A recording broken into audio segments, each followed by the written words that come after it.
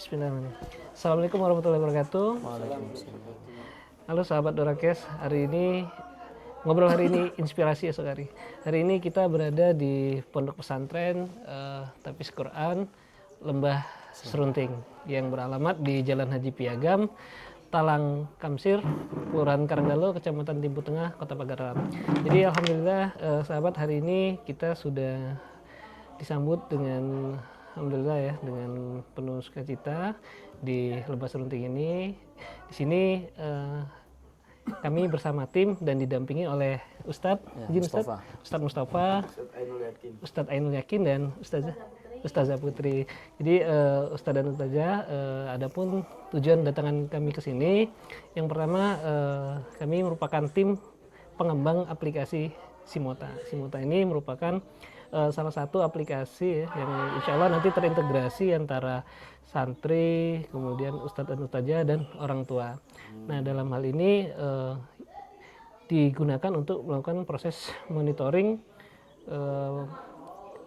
hafalan-hafalan dari santri seperti itu. Nah, ada beberapa hal yang ingin kami ketahui. Ustadz, mungkin Ustadz bisa memberikan istilahnya itu cerita kepada kami atau berbagi kepada kami bagaimana saja sih proses ya ataupun tahapan-tahapan santri-santri di sini dalam proses pelafalan dan hafalannya seperti itu, Ustaz.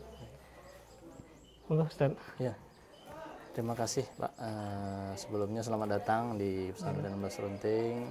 Sebelumnya kami ucapkan ya inilah adanya, dan mohon maaf mungkin dalam penyambutan agak kurang persiapan, tapi bukan disengaja, tapi insya Allah mudah-mudahan tidak menghalangi atau tidak mengurangi esensi dari kegiatan ini kan. Baik, untuk kegiatan di Pondok Pesantren Lembah Serunting, salah satu kegiatan utamanya ini penghafal Quran, ini tahfizul Quran. Tentunya di sini secara jam pelajaran hampir 60-70% itu digunakan untuk program tahfiz. Selebihnya program sekolah dan program kepesantrenan seperti itu. Nah, untuk program tahfiz sendiri saat ini untuk tahun ajaran 2026-2027 kita mengasuh santri total 92 orang dengan total pendidik dan tenaga pendidiknya 27 orang. Kemudian untuk yang khusus terlibat dalam kegiatan tahfiz itu seluruh santri dan 9 orang ustadz dan ustazah. Ustazahnya 3 dan ustadznya 6, nah seperti itu. Kemudian apalagi yang kira-kira? Mungkin ada pola ya, Ustaz, strategi, metode yang digunakan ya. Untuk metode yang kita gunakan di Pesantren Lembah Serunting, yang pertama ada program tahsin dan program tahfiz. Jadi setiap anak akan melewati 2 program ini. Jadi ibaratnya kalau pembagian kelas 1-nya itu tahsin, kelas 2-nya tahfiz gitu kan. Jadi program tingkat 1-nya tahsin, tingkat 2-nya tahfiz. Nah, metodenya. Kemudian metode untuk tahsin yang kita gunakan ini dengan metode Iqra. Jadi santri yang ketika masuk, mereka kan ini tingkat SMP ya. Mungkin di SD-nya kemarin sudah selesai Iqra, ada yang mungkin sudah Al-Quran. Nah, ketika masuk ke sini, maka mereka akan diseleksi kembali. Iqra-nya kita standarisasi lah ya. Karena mereka dari berbagai macam sekolah, dari berbagai ada yang di TPA kan. Dan terkadang standar guru-guru kan beda-beda ya. Nah, maka kita standarisasi lagi di sini, kita seragamkan bahasanya. Jadi ada yang tadinya udah Al-Quran ya, kalau memang menurut di sini masih Iqra, kita turunkan lagi di Iqra, ikutkan lagi di Iqra, seperti itu. Kemudian setelah selesai 6 jilid, intinya selesai Iqra dengan guru masing-masing, anak akan masuk ke program yang namanya Binazur Al-Quran atau Khataman Al-Quran. Nah, proses ini lanjutan daripada Iqra untuk penguatan tahsinnya, seperti itu. Targetnya anak-anak selesai Binazor membacakan Al-Quran 30 juz di hadapan ustadznya dan ustazahnya tentunya kan. Setelah sambil penguatan tajwid.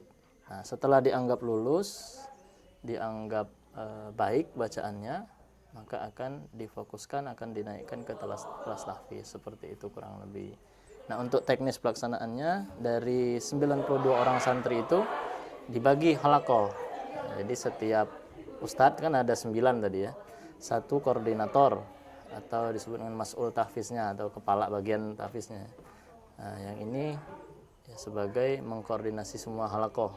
Dia tidak memegang halakoh tapi mengepalai program kan. Kemudian ada 8 ustadz dan ustazah yang dibagi. Satu ustadz dan ustazah memegang 11 sampai 15 orang. Oke. Dengan program yang seperti tadi ada 2 tingkatan tadi, tahsin dan tahfiz. Seperti itu Pak. Ya. Terima kasih Ustadz. Jadi memang dipetakan terlebih dahulu ya Ustadz ya. Benar-benar. Antara yang Al-Quran kemudian pelafasan Iqra-nya seperti itu tadi. Ada nggak Ustadz treatment khusus yang dilakukan karena kan tadi ya santrinya ini berasal dari berbagai latar belakang ya. Ada yang memang sudah terbiasa dengan baca tulis Al-Quran dan lain sebagainya. Ada yang memang mungkin juga Iqra-nya belum tuntas seperti itu. Ya. Ada nggak Ustadz treatment yang memang dilakukan ya oleh Ustadz dan Ustazah sehingga capaian untuk penyetaraan pelafalan itu dan bacaan-bacaannya menjadi sama seperti itu? Baik. Metode yang kita gunakan untuk menyeragamkan bacaan, yang pertama tentunya menyeragamkan dulu ustadznya. Jadi ustadznya ini dibuat agar mereka punya maroji atau punya panduan. Siapa nih patokannya? Maka patokan yang ditetapkan di sini ya koordinator tahfiznya tadi, mas'ul tahfiz. Sehingga ustadznya juga harus standar juga kan. Contoh saja dalam pelafalan mad atau panjang pendek kan banyak beberapa riwayat itu kan, ada yang 2, 4. Nah, kita seragamkan. Semua ustadz di sini misalnya mad jaiz seragam pakai 4. Jangan ada yang pakai 2, pakai ini. Untuk wawasan boleh, tapi secara bacaan seperti itu untuk treatment. Kemudian untuk anak-anak yang seragam tadi juga setelah gurunya kita seragamkan, anaknya kita seragamkan dengan proses yang disebut dengan talaki. Jadi anak-anak mendengarkan bacaan guru, kemudian anak-anaknya atau santrinya mengikuti bacaan dari ustadznya. Seperti itu secara simpelnya ya. Simpelnya seperti itu. Kemudian ada enggak Ustadz target ya yang memang sudah ditetapkan terkhusus ini untuk siswa-siswa baru ya? Ya. Terkhusus untuk siswa baru kita programkan itu 6 bulan di awal. Ini adalah fokus kegiatan tahsin, program tahsin ya. Jadi 6 bulan ini targetnya selesai Iqra dan bahkan selesai binazor targetnya. Ini target yang cukup cepat ya kalau kita terapkan ke anak-anak itu cukup cepat sebenarnya. Tapi dalam faktanya terkadang ya ada anak-anak yang memang lambat ya. Tetap kita kasih, jangan kita paksakan selesai 6 bulan kalau memang belum bisa. Kadang bisa sampai 7 bulan, 8 bulan, bahkan sampai 1 tahun baru selesai untuk program tahsinnya. Tapi secara program kita targetkan 6 bulan selesai untuk Iqra dan khataman seperti itu. Ada nggak Ustadz tantangan terbesar ya saat melakukan program-program itu ya? Untuk tantangan terbesar ya tadi, karena kita masih pesantren yang berkembang, artinya masih tahap ya bisa dikatakan merintis lah ya. Artinya belum, tantangannya yang pertama dalam rekrutmen santri.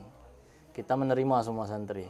Jadi tidak santri yang khusus bisa baca Al-Quran saja yang kita terima, tapi bahkan yang belum pernah buka Al-Quran atau belum pernah ngaji pun kita masih terima. Nah itu masuk tantangan. Nah dalam menghadapinya dengan bermusyawarah, dengan mencari solusi terbaik, biasanya seperti itu. Kita ada ustadz yang kita tugaskan khusus untuk santri yang memang agak susah gitu ya, atau mungkin lambat dalam menerima pelajaran. Ada ustadz yang kita tugaskan khusus yang kita sebut dengan karantina atau mungkin daurah seperti itu. Biasanya kegiatan karantina dan daurah itu ada penjadwalan khusus atau tergantung dari situasi dan kondisi para santri? Ada penjadwalan khusus. Biasanya kita kasih waktu ekstra seperti itu. Biasanya seperti misal ba'da isya. Ba'da isya ini kan biasanya ada belajar malam secara umum. Nah, anak-anak yang tadi kekurangan atau butuh tambahan khusus, disitulah mereka dikhususkan untuk mengejar tadi seperti itu. ada waktu-waktu khusus. Kemudian kalau menyebutkan karantina, juga ada program yang karantina yang khusus tahfiz. Ini kan yang tahsin tadi ya. Iya. Yang tahfiz juga karantina. Nah ini kemarin yang sudah kita terapkan, anak-anak karantina ini kita berikan waktu ekstra juga seperti itu. Waktu-waktu ekstra di luar jam yang sudah terjadwal seperti itu. Seperti ba'da zuhur, kita tambahkan yang biasanya jam 1:30, tambahkan sampai jam 2:30 gitu. Atau kita tambahkan tugasnya gitu dengan pengkontrolan seperti itu, Pak. Berarti para santri ini melakukan setoran-setoran dengan para pembimbingnya seperti itu, Ustaz Iya, ya? benar ya. Jadi setiap secara teknis di pesantren ada 3 kali halakoh, ada 3 kali jam untuk mengaji. Ba'da subuh, ba'da zuhur, dan ba'da maghrib. Nah, seperti itu. Jadi waktu ba'da subuh itu khusus untuk setoran. Baik yang tahsin, baik yang tahfiz, mereka setoran di situ bacaannya dan hafalannya. Ba'da zuhur, yang tahsin tadi tetap ikut tahsin lagi, yang tahfiz jamnya murojaah. Murojaah, pemantauan murojaahnya. Ada target-targetnya, setiap anak kita tentukan berbeda-beda karena sesuai dengan kemampuan dan jumlah hafalannya masing-masing. Oke, Ustaz. Nah, selama proses santri di pondok itu, Ustaz, dengan begitu banyaknya hafalan yang sudah dia dapatkan, biasanya bagaimana peran orang tua, Ustaz, di dalam proses pendidikan itu? Karena jika kita melihat dari kondisi yang selama ini berjalan ya, Ustaz dan Ustazah, orang tua kalau anaknya itu sudah masuk ke sekolah itu tanggung jawab sekolah seperti itu, sehingga padahal kita kan butuh bantuan dari lingkungan rumah ya, Ustaz ya, terutama kepada orang tua seperti itu. Ada tidak, Ustaz, interaksi ya baik dari siswa dan orang tua ya terkait dengan percepatan atau pertumbuhan para santriwati ini dalam proses pembelajarannya? Ajarannya. Nah, terkait untuk orang tua itu memang salah satu yang kita fokuskan juga, artinya interaksi kepada orang tua itu harus kita benar-benar maksimalkan sehingga orang tua dapat memantau, dapat mensupport dan tentunya mendoakan anak-anaknya dengan cara ya ini khusus untuk program tahfiz ada laporan bulanan ke orang tua.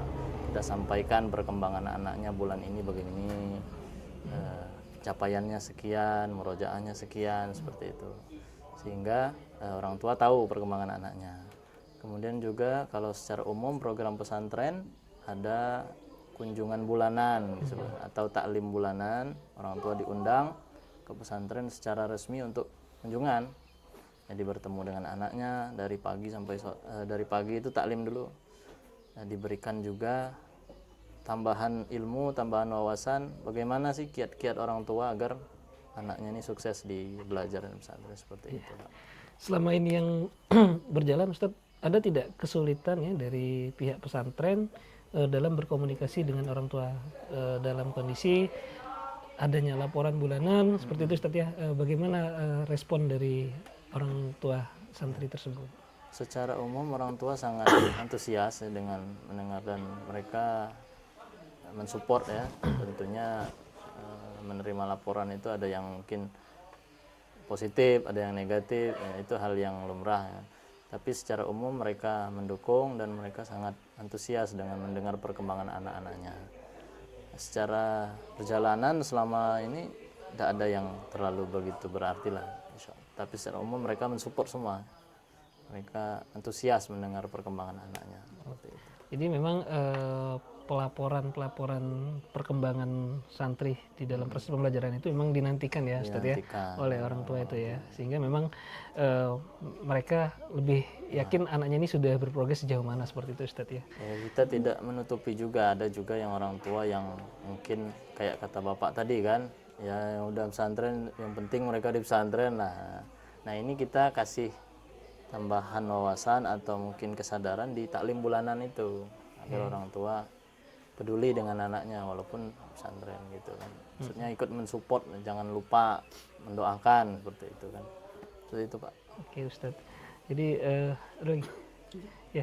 jadi sahabat, bahwasanya memang betul sekali yang disampaikan oleh Ustadz ya.